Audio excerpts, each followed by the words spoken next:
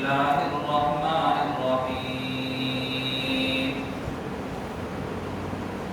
يا أيها الناس أنتم الفقراء إلى الله اللهم صل على محمد وعلى آل محمد كما صليت على إبراهيم وعلى آل إبراهيم إنك حميد مجيد اللهم بارك على محمد وعلى آل محمد كما باركت على إبراهيم وعلى آل إبراهيم إنك حميد مجيد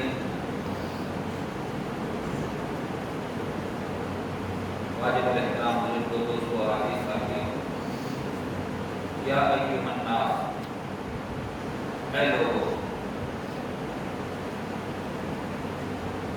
یہاں سے مراد مسلمان اور غیر مسلم سب سے اللہ رب العزت نے خطاب فرمایا ہے سب سے اللہ پاک نے خطاب فرمایا ہے سب کو اللہ رب العزت نے پکارا ہے جو اللہ کے ماننے والے ہیں ان سے بھی اللہ نے خطاب فرمایا جو نہ ماننے والے ہیں ان سے بھی اللہ رب العزت نے خطاب فرمایا یا ایھا الناس اے لوگوں انتم الفقراء الی اللہ تم سارے کے سارے محتاج ہو اللہ کے سارے کے سارے فقیر ہو اللہ رب العزت کے سارے کے سارے مانگتے ہو اللہ رب العزت کے حضرات انبیاء علیہ السلام کے جو دعائیں قرآن پاک میں موجود ہیں ان دعاؤں کے شروع میں بھی اللہ رب العزت کو انہوں نے پکارا ہے اور اللہ رب العزت سے مدد طلب کی ہے ربنا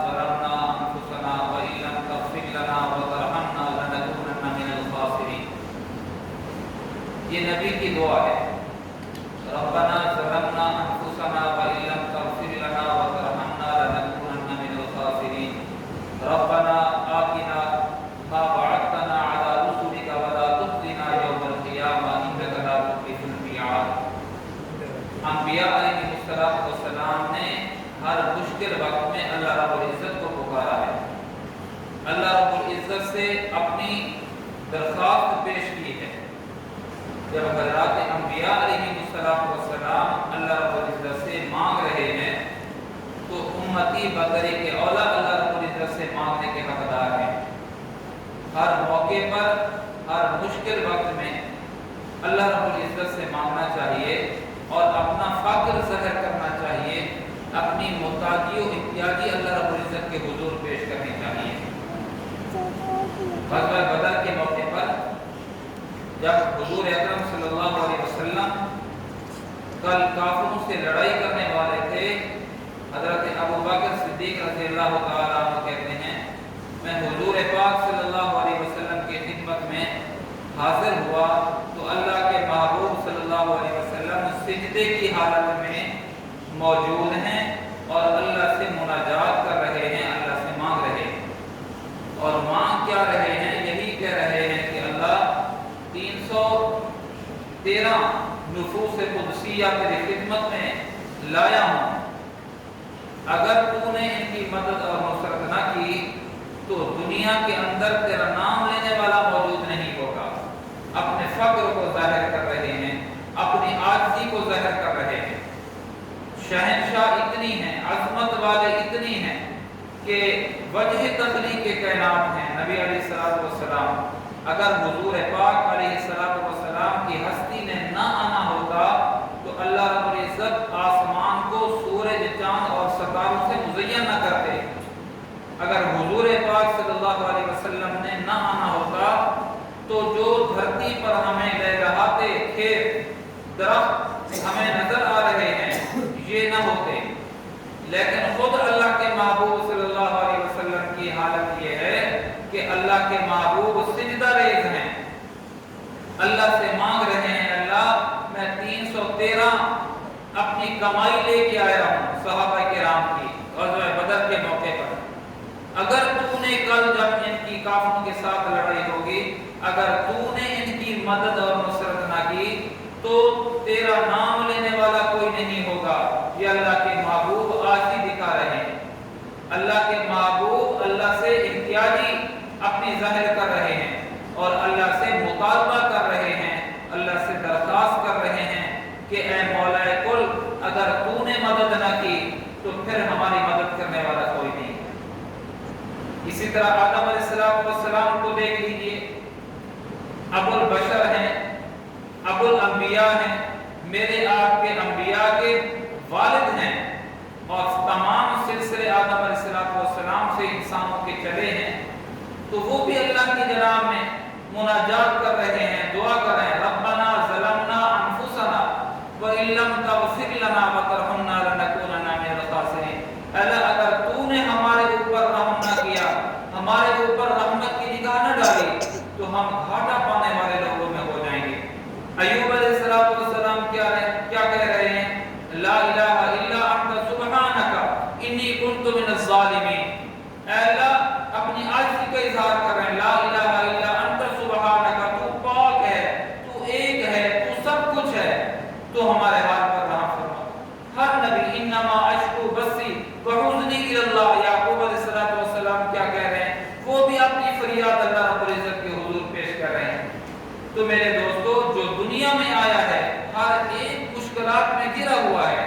اس کی وجہ یہ ہے کہ یہ دنیا مشکلات کا گڑھ ہے، مسائلستان ہے یہ دنیا۔ کسی کو کسی حوالے سے، کسی کو کسی حوالے سے پریشانی، جس کی شادی نہیں ہوئی وہ شادی کے لیے پریشان ہے، اور جس کی شادی ہو گئی ہے وہ اولاد کے لیے پریشان ہے، جس کی اولاد ہو گئی وہ بیٹے کے لیے یا بیٹی کے لیے پریشان ہے، جس کو اللہ نے بیٹا اور بیٹی عطا فرمایا ہے وہ ان کے اچھے نصیب کے لیے پریشان ہے۔ ہر آدمی پریشان ہے میرے دوستو، بڑے سے لے کر چھوٹے تک۔ ایک چھوٹا سا بچہ ہے، یہ 5 روپے 10 روپے کے لیے پریشان ہے۔ بڑا آدمی ہے جس کو پڑھا ہوا ہے، نوکری نہیں مل رہی، وہ پریشان ہے۔ جس کا روزگار ہے، اس کے روزگار کے اندر برکت نہیں ہے، وہ پریشان ہے۔ آدمی بیمار ہے، وہ پریشان ہے۔ ہسپتالوں میں پڑے ہیں، وہ صحت یابی کے لیے پریشان ہیں، ایڑیاں رگڑ رہے ہیں، زندگی اور موت کی کشمکش میں ہیں، اور وہ بھی پریشان ہیں۔ تو سب پریشان ہیں اور سب محتاج ہیں۔ انتم الفقراء الی اللہ، جب اللہ رب العزت بیان فرما رہے ہیں اے لوگو تم سارے کے سارے مجھ اللہ کی جانب احتیاجی محتاج ہو، اور ایک احتیاجی پیش کرو، اور تم اللہ رب العزت سے مانگو، اور اللہ رب العزت ہماری مشکلات کو آسان کرنے والے ہیں۔ ہر نبی نے، ہر ولی نے، ہر نیک بندے نے، ہر گناہگار نے جو دنیا کے اندر آیا ہے، پریشانیوں سے اس کا واسطہ پڑا ہے، اس کا پالا پڑا ہے۔ کوئی نہیں یہ کہہ سکتا کہ مجھے پریشانی نہیں۔ یا تھوڑی پریشانی اللہ کے محبوب صلی اللہ علیہ وسلم، طائف کے موقع پر اللہ کے محبوب جب 3 سرداروں کے پاس جاتے ہیں، اور وہ 3 سردار اللہ کے محبوب کی بات سننے والے نہیں، کس لیے گئے؟ کہ مجھے سردار مان لو، اس لیے نہیں گئے اللہ کے نبی۔ کیا رشتہ لینے کے لیے گئے؟ نہیں گئے۔ کیا کوئی زمین کا مطالبہ تھا؟ کوئی مطالبہ زمین کا نہیں ہے۔ دین کی غرض سے اللہ کے محبوب جاتے ہیں، اللہ کے محبوب جاتے ہیں۔ تینوں سرداروں نے اللہ کے محبوب کی بات سننے کے لیے آمادگی ظاہر نہیں کی، حتیٰ کہ ان میں سے ایسے لوگ بھی موجود تھے جنہوں نے چھوٹے بچوں کو، چھوٹے شرارتی بچوں کو آقا علیہ السلام کے پیچھے لگا دیا، جو آپ پر پتھر برسا رہے ہیں، کنکر مار رہے ہیں، اور اللہ کے محبوب گر پڑتے ہیں صلی اللہ علیہ وسلم۔ وہ شریر بچے آ کر پیچھے سے اللہ کے محبوب کو اٹھاتے ہیں، اٹھائیں پھر گرائیں۔ ایک جگہ پر محبوب علیہ السلام جا کر ایک باغ کے اندر جا کر آرام کیا ٹیک لگ کے نڈھال ہو کر ایک شخص آتا ہے اور اس نے آ کر انگور کا شربت اللہ کے محبوب کو پیش کیا۔ یہاں پر بھی اللہ کے محبوب صلی اللہ علیہ وسلم نے دعوت کو نہیں چھوڑا۔ فرماتے ہیں کہاں سے ہو؟ کہا کہ میں فلاں جگہ کا ہوں، نینوا کا رہنے والا، وہ میرا بھائی جو یونس علیہ السلام کو جو علاقہ ہے وہاں سے ہو۔ کہا یونس کو تم کیسے جانتے ہو؟ فرمایا وہ میرا بھائی ہے، میں جس طرح اللہ کا پیغمبر ہوں وہ بھی اللہ کا پیغمبر ہے۔ وہاں پر بھی دعوت دے رہے ہیں۔ ہر موقع پر اللہ کے محبوب صلی اللہ علیہ وسلم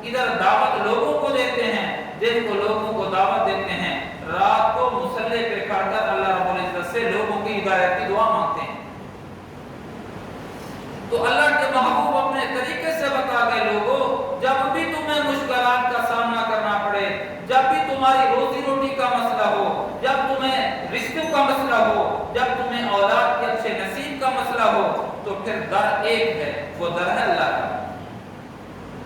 اللہ کے در پہ آ جاؤ، ندامت کے آنسو بہا دو، جسم بھی تمہارا کانپ رہا ہو، دل بھی تمہارا کانپ رہا ہو، ہاتھ بھی تمہارے کانپ رہے ہوں، خالی دامن کے ساتھ آ کر اللہ کے سامنے دست سے سوال دراز کرو، پھر دیکھو کہ اللہ رب العزت کی رحمت آتی ہے یا نہیں۔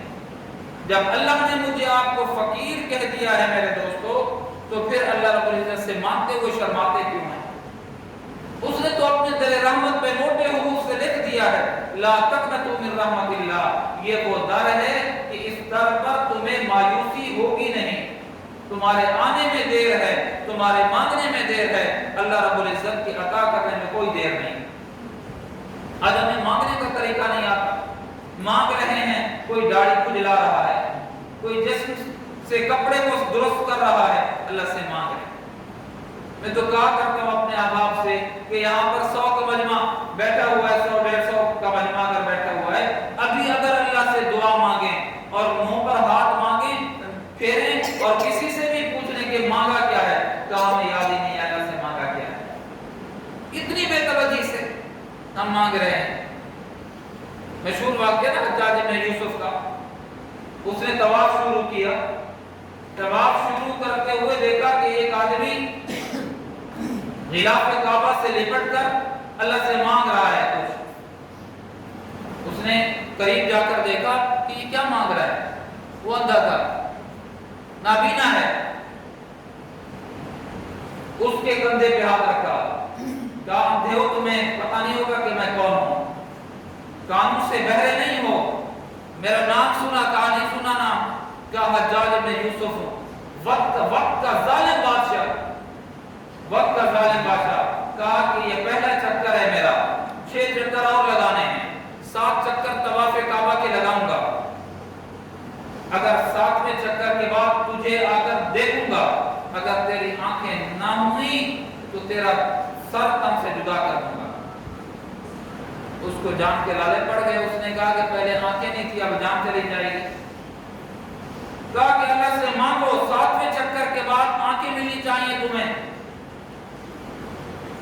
لکھا ہے کتابوں میں کہ 7 چکر لگائے، جب آ کر دیکھا تو اس شخص جو نابینا تھا وہ بینا ہو چکا تھا، اس کی آنکھیں آ چکی تھی۔ ہم اللہ سے ایسے مانگتے ہیں بس فرضی طور پر، اللہ سے فرضی طور پر نہ مانگیں بابا، الہاؤ زاری کریں۔ کبھی آپ روڈ پہ جائیں اور مانگنے والوں کو دیکھیں کہ کیسے لٹ لپٹ کر مانگ رہے ہوتے ہیں، بندے کو جان چھڑانی پڑ جاتی ہے، یہ لے پیسے جان چھوڑ ہماری، وہ مانگ رہے ہوتے ہیں۔ اللہ ایسا نہیں ہے کہ جان چھوڑا اللہ پاک کو تمہارا میرا مانگنا اچھا لگتا ہے۔ حدیث پاک میں آتا ہے اگر جوتے کا تسمہ بھی ٹوٹ جائے وہ بھی اللہ سے مانگو، گھر کے اندر نمک نہ ہو، اتنی معمولی سی چیز کیا حیثیت ہے اس کی، تو میں وہ بھی اللہ سے مانگو۔ چھوٹی سے چھوٹی چیز اللہ سے مانگو، بڑی سے بڑی چیز بھی اللہ سے مانگو، اور یہی کہو کہ اللہ تیرے در کے علاوہ کوئی اور در ہے ہی نہیں، کس سے مانگیں؟ پھر دیکھیں کہ اللہ دیتا ہے یا نہیں دیتا۔ ہمارے مانگنے میں کمی ہے۔ یا ایھا الناس، اے لوگو، انتم الفقراء الی اللہ، تم سارے کے سارے فقیر ہو، سارے کے سارے محتاج ہو، اور اللہ هو الغنی، اللہ دینے والا ہے، عطا کرنے والا ہے، سب کی جھولیوں کو بھر دینے والا ہے میرے پیارے۔ وہ اللہ ہے لحظے میں وزیر اعظم بنا دے، اور وہ اللہ ہے جو لحظے کے اندر اسیر اعظم بنا دے، کسی کو وزیر بنا دے اور کسی کو اسیر و قیدی بنا دے، اللہ کے اختیار میں۔ ہمارے مانگنے میں کمی ہے، مانگنے میں ہم کمی نہ کریں میرے اللہ سے مانگیں، وہی در ہے، وہی در ہے، اس در کے علاوہ اور کوئی در نہیں ہے، اس کا میں بھی اہتمام کروں، آپ بھی اللہ سے مانگنے کا اہتمام کریں۔ یقین جانیے ہماری مشکلات بڑھتی جا رہی ہیں، اس کی وجہ یہی ہے کہ اللہ رب العزت سے ہمارا رابطہ نہیں ہے، اللہ سے ہمارا مضبوط رشتہ نہیں ہے، ہم عبد ہیں، وہ معبود ہے۔ اگر یہی ہمارا رشتہ اگر ہمارا مضبوط ہو جائے، مسئلوں کا حل ہوگا یا نہیں ہوگا؟ گاؤں سالی کا زمانہ تھا، لوگ بھوکے مر رہے تھے، ایک شخص کو بازار میں دیکھا گیا کہ بڑے ناز و نخرے سے چل رہا ہے، کسی نے اس کو پکڑا، کہا کہ اللہ کے بندے لوگ بھوک سے مر رہے ہیں اور تو مخول کر رہا ہے، ٹٹکیاں بھرتا ہوا جا رہا ہے اور تیرے چہرے پر کسی قسم کی غم کی پریشانی کی کیفیت نہیں ہے۔ اس نے کہا پریشان کیوں ہوں؟ کہا کہ لوگ مر رہے ہیں بھوک کی وجہ سے اور تو مسجد کر رہا ہے۔ اس نے کہا مجھے جانتے ہو میں کون ہوں؟ کہا بتا دو کون ہو؟ کہا کہ فلاں سردار کا میں نوکر ہوں، فلاں سردار کا میں غلام ہوں، جس کی تجوریوں میں پیسے بھرے ہوئے ہیں اور جس کے گھر کے اندر خزانوں کے اندر گندم کے خزانے بھرے ہوئے ہیں، بوریاں بھری ہوئی ہیں۔ مجھے کس چیز کا غم؟ اس اللہ والے پر رقت طاری ہوئی، بے ہوش ہو گیا۔ ہوش میں جب آیا حضرت کیا ہوا؟ گرمی لگی، چکرا گئے، سر چکرا گیا۔ فرمایا نہیں، اس بندے کی بات نے میرے دل پہ چوٹ لگائی۔ کیا بات کی؟ کہا کہ اس نے کہا کہ میں فلاں ملک چودھری کا سردار کا غلام ہوں اور اس کے خزانے آٹے سے گندم سے بھرے ہوئے ہیں اور مجھے فقر و فاقہ کی کیا پریشانی کی کیا ضرورت ہے۔ کہا کہ دنیا کے محتاج کا یہ غلام ہے اور اس کو اپنے مالک کے خزانوں پہ اتنی مان اور فخر ہے، اس کو کسی قسم کی پریشانی نہیں ہے۔ میں بھی تو اللہ کا غلام ہوں، یہ بھی تو اللہ کے سارے غلام ہیں، اس کے خزانے میں کوئی کمی تو نہیں ہے۔ اصل مسئلہ یہ ہے کہ اس اللہ سے ہم نے رشتہ طے نہیں کیا کہ ہم اس کے غلام ہیں۔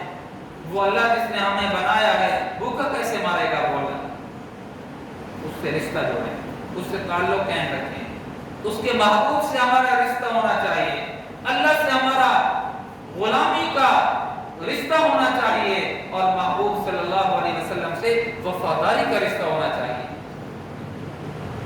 گناہگار ہو بندہ لیکن اللہ اس کے رسول کا غدار نہیں ہونا چاہیے، اس کی نافرمانی نہیں کرنی چاہیے۔ اللہ مجھے آپ کو اس کے در پہ آنے کی بھی توفیق نصیب فرمائے، اس سے مانگنے کی بھی توفیق نصیب فرمائے، اور اللہ کرے جب ہم مانگیں اس کے در سے ہمیں مایوسی بھی نہ ہو، اللہ ہمیں سب کچھ عطا کر دیں۔ وآخر دعوانا ان الحمد للہ رب العالمین۔